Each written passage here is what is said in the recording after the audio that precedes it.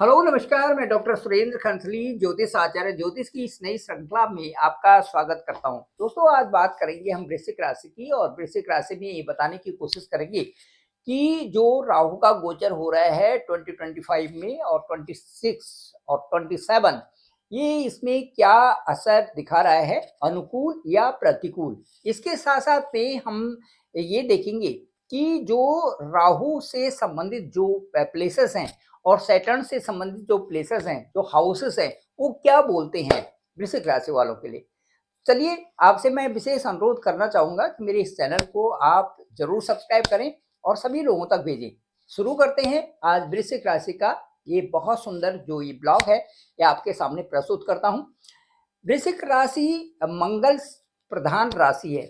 मंगल का जो मार्स का जो संपूर्ण संपूर्ण रूप से जो सहयोग है, वो वृश्चिक राशि के साथ में रहते हैं। मार्स अपने आप में एक पावरफुल है। दूसरा, एक सेनापति के रूप में सारे जो प्लेनेट हैं उनके उनके साथ साथ में एक सेनापति के रूप में रहते हैं। और हर रिस्क के फील्ड में, हर जगह में जहां पर भी हो सके, ये अपनी एक ऐसी छवि बनाना चाहते हैं जो कि एक अलग सी हो, डिफरेंट हो। चलिए शुरू करते हैं। मैं ये बताना चाहूंगा कि जो ग्रह गोचर की स्थिति आज तक थी, वो आपको कई तरह से प्रभावित की हुई थी। साथ साथ में शनि की ढैया भी आपके साथ में चली हुई थी। इसमें सबसे पहले जो मंगल था, मंगल ने भी ये रेट्रोग्रेड डायरेक्शन में आपके ठीक भाग्य स्थान में आपको अक्टूबर से परेशान कर रखा था। अक्टूबर से परेशान करने वालों में दूसरे जो नंबर पे थे, वो थे जुपिटर। मार्स भी और जुपिटर भी ठीक अक्टूबर से ठीक अच्छे डायरेक्शन आपके लिए नहीं दे रहे थे, और ना आप उन चीजों को फॉलो कर रहे थे जिससे कि आपकी बढ़ोतरी हो सके। कई प्रकार से परेशानियां इसमें आ गई थी, और विशेष करके जो ये आपके साथ में शनि की ढैया चली थी, क्योंकि शनि की ढैया ठीक वहीं पर थी जहां पर कि आपका सुख का स्थान था। सुख स्थान में यदि कमी होना, सुख स्थान में यदि हमारे भौतिक चीजों को उनकी तरफ जहां हमने प्लानिंग्स कर रखे हैं उनकी तरफ न जाना, और वो काम बिगड़ना या उनमें डिले होना, स्वाभाविक रूप से मन पर प्रभाव पड़ता है। और मन की एंग्जाइटी, मन का डिप्रेशन, मन की में कई प्रकार से हीन भावना, ये सारी चीजें आने स्वाभाविक हो जाती हैं। वृश्चिक राशि वालों के लिए जो अब समय आ रहा है वो अच्छा इसलिए है क्योंकि एक तो बृहस्पति मार्गी हो गए हैं, और 4 फरवरी से ये मार्गी हो गए हैं।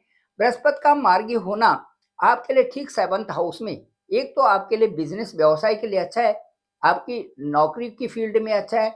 दूसरा, आपकी जो पार्टनर्स के लिए अच्छा है। दूसरा, आपके वैवाहिक जीवन के लिए अच्छा है। दूसरा, आपकी शादी और सगाई के लिए अच्छा है। और उसके साथ साथ में आपका सामाजिक जो दायित्व है, सामाजिक रूप से जिस तरह से आप अच्छी पर्सनालिटी रखते हैं, वो चीजें अब जो है सही दिशा में होंगी। ये जो है ठीक जो आपका 4 फरवरी ऑनवर्ड्स, ये यहाँ पर जुपिटर आपके मार्गी हो गए ठीक 7th हाउस में। इसका बड़ा इम्पैक्ट है, आपके स्वास्थ्य से संबंधित भी इम्पैक्ट है। और उसके साथ साथ में जो मैंने अभी गिनाई जो चीजें हैं, इन सब के साथ साथ में बड़ा अच्छा इम्पैक्ट इसका पड़ेगा। इसके बाद हम चलते हैं शनि की तरफ। शनि ठीक 24 जो फेब है उससे अस्त हो जाएंगे, और शनि का अस्त होना आपके जो सुख भाव में एक बहुत अच्छा आपके लिए इंडिकेशन है। वो कैसे? क्योंकि सुख भाव से संबंधित जो भूमि, भवन और मकान, जिनको आप आस लगाए थे कि अभी लेंगे या तब लेंगे, और बीच में बहुत बाधाएं आ रही थी, उसमें कई तरह से जो परेशानियां आ रही थी, वो परेशानियां अब दूर हुईंगी। और 24 फरवरी के बाद, और आप ठीक जो 29 जो मार्च 2025 है, इसके बीच में आप वो जरूर बना लेंगे कि मुझे क्या करना है और क्या नहीं करना है, किस दिशा में मुझे चलना है, और कौन कौन सी चीजें मुझे यहाँ पर परचेज करनी है या सेल करनी है। ये सारी चीजें अब आपके साथ में होने वाली हैं। अब इसके बाद जो अगली कैलकुलेशन है, उसमें मैं ये बताऊंगा कि जो आपका आपका जो गुरु हैं, गुरु के लिए भी अभी आपने आपके बारे में मैंने बता दिया। और मंगल जो हैं, ये अक्टूबर से कमजोर थे। आपकी आपकी राशि के जो लॉर्ड थे मंगल, जो मार्स, ये अक्टूबर से कमजोर थी, और भाग्य से बहुत कम मिल रहा था आपको, क्योंकि ये ठीक आपके भाग्य में बैठे हुए थे।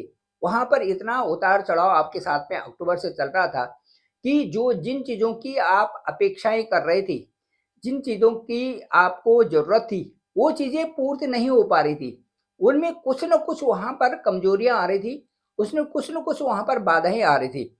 ये सारी चीज़ें आपको 21 जनवरी को जब से अष्टम में गए हैं, तब से यहाँ पर जाने में भी, यहाँ पर भी मंगल का जो है यहाँ पर और कमज़ोर हुए, यहाँ पर वक्री स्थिति आ गई। तो मंगल का भी जो गोचर था, वो इसी तरह से आपको प्रभावित करता रहा। अब 24 जो 24 जो फ़रवरी है, अब यहाँ से मंगल जो मार्गी होंगे यहाँ पर, मार्गी होने से अष्टम भाव से संबंधित, अष्टम भाव हमारा गुप्त रहस्यों का भाव है। अष्टम भाव से हमारी वो संपत्ति जो सेल नहीं हो रही थी, वो अब होगी। अष्टम भाव से जो हमारे कार्य नहीं हो रहे थे, अब वो ऑल ऑफ सडन प्राप्तियां होंगी। क्योंकि आपके राशि के लॉर्ड हैं, अष्टम भाव में हैं, तो वहां से जो चीजें आप गेन करना चाहते हैं, स्पेशली जो फील्ड है हायर एजुकेशन की, जो रिसर्च फील्ड में है, या जो और कैलकुलेटिव क्षेत्र में है, या आप जो जिन क्षेत्रों से आपको लाभ की कमाई हो रही है, उन क्षेत्रों के लिए, फाइनेंशियल ग्रोथ के लिए यहाँ से मंगल आपको कह रहे हैं। और ऑल ऑफ सडन आप वहां से कुछ न कुछ अच्छी प्राप्तियां वहां से बन रही है। यहाँ तक कि जो विदेशों से संबंधित संपत्ति भी है, विदेशों से संपत्ति, विदेशों में रहने के लिए जो सेटलमेंट है, वहां पर भी जो है मंगल का जो प्रेरणादायक आपको एक सपोर्ट रहेगा। बहुत सपोर्टिव यहाँ से आपके लिए 24 फरवरी के बाद यहाँ से मंगल हो रहे हैं, जो कि आपके राशि के लॉर्ड है। चलिए अब आज की विशेष चर्चा पर आते हैं। जो राहु हैं, राहु आपके इस समय ठीक पंचम हाउस में है। राहु ने पंचम हाउस में आपके जो संतान संबंधी, जो वहाँ पर संतान संबंधी, शादी संबंधी, सगाई संबंधी और जो लव रिलेशन है, इन सब में काफी कुछ बाधा यहाँ पर पहुंचाई हुई है। लोग बहुत परेशान हो गए हैं। राहु का पंचम हाउस में होना हमारी प्लानिंग्स को फेल करता है। हमारी जो निश्चितताएं हैं उनको अनिश्चितताओं में बदल देता है। इनडिफरेंस वहां से आ जाते हैं। कई प्रकार से जो है इश्यूज वहां से, माइनर इश्यूज जो है मेजर इश्यूज में परिणित हो जाते हैं। ये सारी चीजें फिफ्थ हाउस से राहु के कारण हो रही थी। अब राहु का जो गोचर है, वो यहाँ से 18 मई 2025 को ये बैक में, पिछले वाले हाउस में, आपके ठीक जो सुख भाव है, वहां पर फोर्थ हाउस में यहाँ पर राहु चले जाएंगे। राहु का फोर्थ हाउस में जाना और कुंभ राशि में जाना आपके लिए बेहतरी के लिए होगा। और जो आने वाले 1.5 साल हैं, उसमें आप वृश्चिक राशि वाली भूमि, भवन, मकान और इसके साथ में जो भौतिक चीजें हैं, लग्जरियस जो चीजें हैं, इनसे संपन्न होंगी। वो कैसे होंगे? राहु के कारण होंगे आप संपन्न। इसलिए होंगे क्योंकि राहु वहां पर शनि के हाउस में गए हुए हैं, और शनि का हाउस ही इनका अपना हाउस ही मानते हैं। कुंभ राशि को ही ये अपना हाउस मानते हैं, क्योंकि शनि के ही ये छाया ग्रह है, नंबर 1। दूसरा, शनि के ही अनुरूप ये कार्य करते हैं, नंबर 2। शनि के ही व्यवहार के अनुसार ये चलते हैं, नंबर 3। और चौथा जो है वो ये है कि शनि बहुत कुछ दे देते हैं, वैसे ही राहु भी बहुत कुछ दे देते हैं। ये जो चारों जो बातें हैं, ये कई हद तक राहु के लिए तो विशेष फिट वहां पर हो रहे हैं। इसलिए हो रहे हैं कि जो राहु और केतु हैं, राहु ऊपर का हिस्सा है, उनकी आंखें भी हैं, उनकी नाक भी है, उनका जो पूरा मुंह है, तो पूरे मुंह से जो ईएनटी सिस्टम है, उनका बहुत बहुत ज्यादा, उसमें ये कहिए कि उससे जितनी दूर तक ये देख सकते हैं, उतनी दूर तक और कोई नहीं देख सकता राहु। जो भी अभिलाषाएं हैं, जो भी इच्छाएं हैं, उनको पूर्ति करने में राहु की भूमिका बहुत ज्यादा है। तत्व ज्ञानी है, और उस ज्ञान को, जो गुप्त ज्ञान को हासिल करने के लिए भी ये तत्पर रहते हैं। इसके साथ साथ में यहाँ कितना कहाँ से मिलना है, कौन कौन सी अर्निंग्स होगी, ये सब जो है राहु यहाँ पर आपके 4th प्लेस में कराएंगे। दूसरा, जो जो इसमें जो मुख्य पॉइंट है, मुख्य जो बिंदु है, वो ये है कि जो कालपुरुष की कुंडली है उसमें जो 11 अंक है, जो कुंभ का अंक है, जो 11 है, वो कालपुरुष की कुंडली में अर्निंग्स हाउस को दिखाता है, इनकम हाउस को दिखाता है, दैट इज 11th हाउस। और 11th being that digit is also indicate in just 4th house of scorpions. अब ये जो 4th हाउस है इसमें भी वही 11 है, और जो कालपुरुष की कुंडली में जो अर्निंग हाउस है वहां पर भी 11 अंक ही है। इन दोनों की जो समानताएं हैं जो कोरिलेटेड हैं, ये केवल अर्निंग्स से संबंधित बताता है।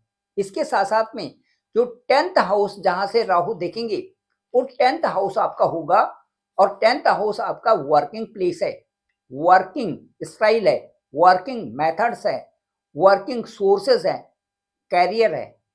तो आपका जो कैरियर है, जो फाइनेंशियल ग्रोथ है, जो इनकम है, ये सारी बढ़ेंगी अभी जो राहु के आपके 4th हाउस में आने से। क्योंकि जो 10th हाउस है और जो 11th हाउस है कालपुरुष की कुंडली का, ये दोनों के दोनों ही सैटर्न के हाउस हैं, और सैटर्न के हाउस के लिए ही राहु पैदा हो रखे हैं।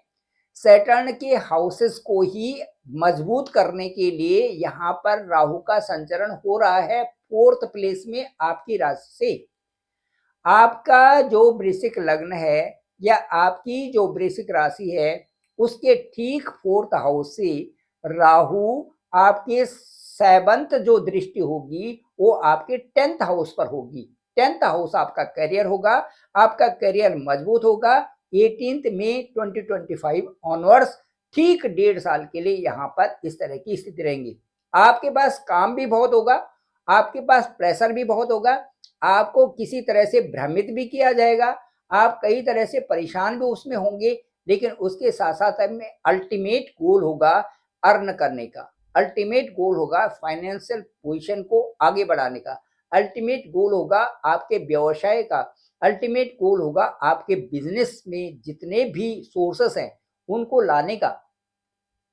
ये सारी चीजें गोल यहाँ पर जो है आपको राहु बनाने में जा रहे हैं।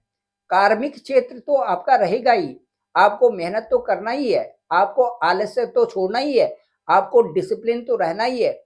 इनके साथ साथ में आपको अर्निंग्स के लिए अपना स्केल अच्छा रखना पड़ेगा, अपने सही ढंग से आपको चलना पड़ेगा, अपने चरित्र को भी आपको अच्छा रखना पड़ेगा।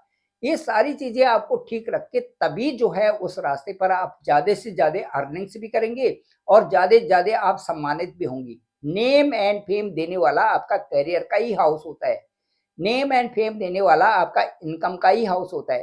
तो पॉजिटिव डायरेक्शन में यदि आप चलेंगे तो आपको बहुत कुछ मिलने वाला है 2025 में, 2026 में और 2027 में बहुत कुछ आपको मिलने वाला है, बशर्ते कि आप इन चीजों को फॉलो करें और देखें कि राहु से संबंधित जप भी करें, राहु से संबंधित उपाय भी करें, और राहु से संबंधित आप जितना भी दान कर सकें ये आपके लिए बहुत सपोर्टिव होगा।